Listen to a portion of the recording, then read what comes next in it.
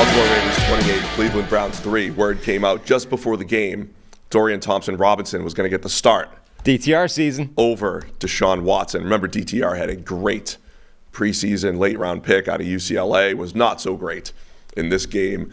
Lamar Jackson, pretty clean game for the Ravens. And, yeah, Browns never really had a shot because DTR kept throwing to the defense or fumbling.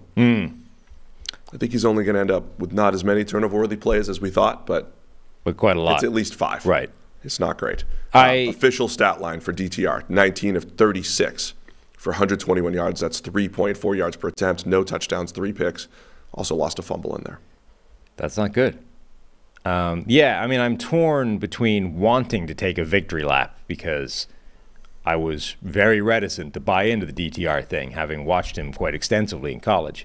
But also being aware that the Baltimore Ravens defense is capable of doing this to better quarterbacks than DTR. I mean, remember, Baker Mayfield, coming off a very good rookie year, had a complete and total disaster when he faced the Baltimore Ravens in like his first week in a new offense, right?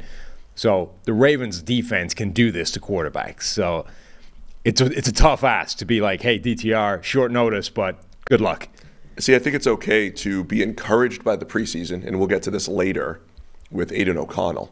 Yeah. I think it's okay to be encouraged by the preseason that DTR and Aiden O'Connell had, but also realize they're late-round rookies in their first NFL start. I mean, and they also, how many first-team reps have they gotten in the last month? Sure. I mean, there's a lot of factors here. So I think you could be encouraged that, hey, DTR is going to be a good backup, or at least has backup potential. We'll see what happens. Aiden O'Connell will have backup potential. We'll see what happens. And also say, hey, in week 1, in their first NFL start, didn't go so hot. Yeah, I mean, it also took DTR, by the way, real quick, 7 years at UCLA to really take that step forward. Maybe it takes some time. I mean, who you telling? This was a bad week for anybody wanting to draw anything from preseason. That's all I'm saying.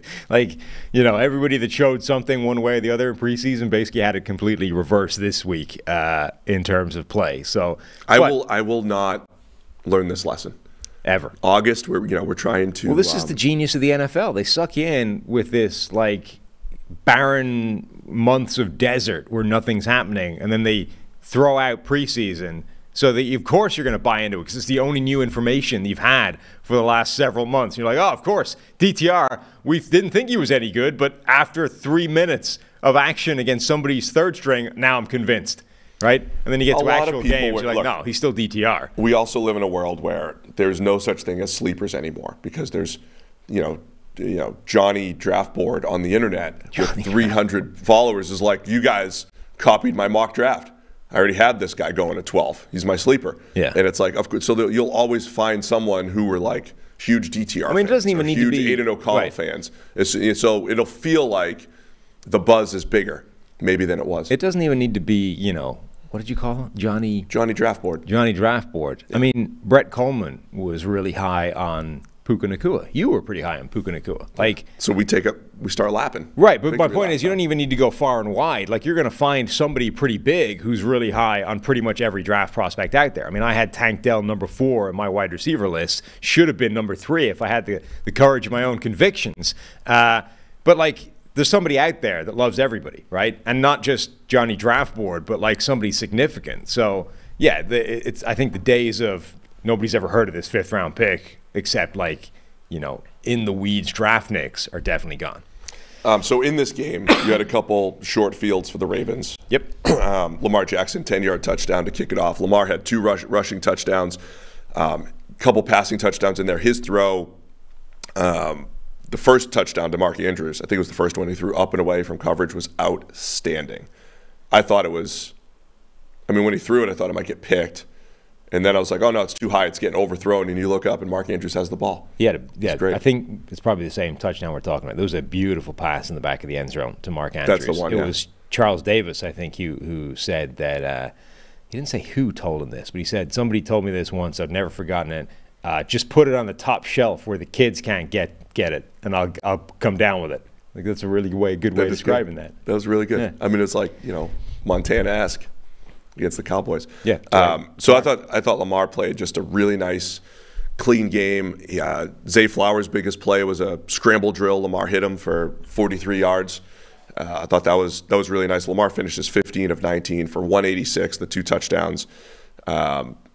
Overall, just good game for the Ravens. Dominant performance by their defense, for whatever that's worth, again against DTR. Yeah, like the damage maybe looks a little bit worse for the Browns defense because of those short fields, but I think Lamar was not carving up that defense, but doing a really good job of attacking them and beating them, in a variety of different ways. And Cleveland's defense had a few plays here or there that were impressive, but that's the most trouble they've had so far this season. I think it was 4 actual turnovers. I mean, the Ravens still had under 300 yards. Right, that's what I mean. The Browns defense that was in this, we say this a lot about defense, right? Like, even if it looks like you're going to set records, it's dependent on who you're playing. Mm-hmm. The Browns defense is still very good. Yes. Still should be very encouraged. 28 points, certainly based off of turnovers and everything. But Baltimore deserves credit. They take control of the AFC North, move into 3-1. Browns fall to 2-2, and Baltimore bounces back from that tough loss against the Colts. They're an overtime away from being 4-0 here. Yeah, no, this was an impressive game by Baltimore. Cleveland's defense, I think, is still very much for real, but this was as big a trouble as they've had with anybody this season. And then ultimately, in terms of winning or losing the game, they didn't really stand much of a chance because DTR just wasn't ready for this game. And I don't mean, as I say, he might have been ready if this game was against a crappy defense, and we got to see him get his first start against somebody that was much more of a gimme. But the Baltimore defense, for a mid-round rookie making his first start, even one who would impress in preseason, I think was just a bridge way too far, in fact. Anything else on Baltimore here? It was, pretty much the Mark Andrews show as far as the pass game goes. Baltimore didn't get much going on the ground outside of Lamar Jackson finding the end zone twice. It's an interesting Ravens team because of that. I don't know this whole new offense for Baltimore. I mentioned, I think, in the preview show, it's been very horizontal. They did have a few big plays in there, but they were, again, Zay Flowers outside of structure. I don't know if Baltimore, we'll see if they're explosive enough when they need to really put points on the board. Right now, my same take as Thursday. I don't love this offense. I think there's more to be had there. Maybe they're, a little feeling out process, but a game like this, they take care of business, and we'll see if the big plays are needed when they have to play some, in more competitive games. I mean, I think the problem is the wide receivers still aren't any better than they've been in the past because of injuries, right? Right. Maybe if everyone was healthy, we would be looking at this offense and saying, yeah, finally they've got the receivers Lamar needs, and the spread offense works a lot better. But Zay Flowers is healthy, that's kind of it. And now instead of this receiving core that was Zay Flowers and OBJ and Rashad Bateman and then Mark Andrews, etc., you've got Zay Flowers playing basically all the snaps. Nelson Aguilar is the next guy up. Devin Duvernay, Laquan Treadwell is playing snaps for this offense. It's not what it was supposed to be. You know what I mean? Great Morgan Moses comes out with injury in this one. Ronnie Stanley missed it. The Ravens have a lot of injuries that they're dealing with. Daniel Faalele in there. Faalele did not do great. No. From a pass pro standpoint. All right, Baltimore, 28-3 over the Browns. What a game, though, in terms of dueling offensive mammoth tackles. We had a game that featured Daniel Faalele on one side and DeJuan Jones on the other side. You're right. The dueling mammoth right tackles. Mm-hmm. Well done.